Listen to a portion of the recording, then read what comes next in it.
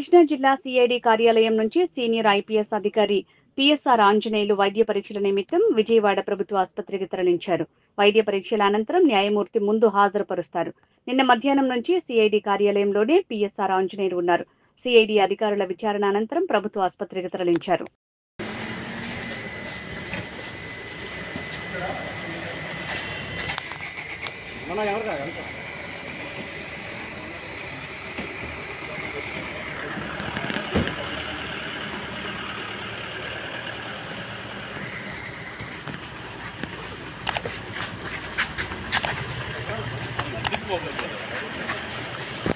Hey!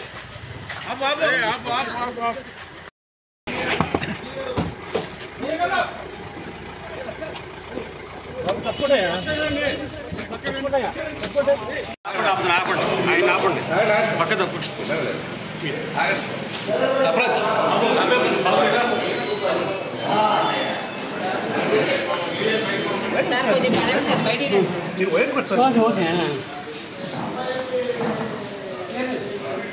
Media బయటికి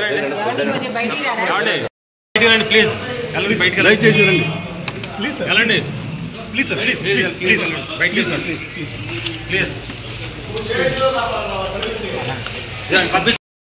ఆయన ఆపండి పక్క తప్పు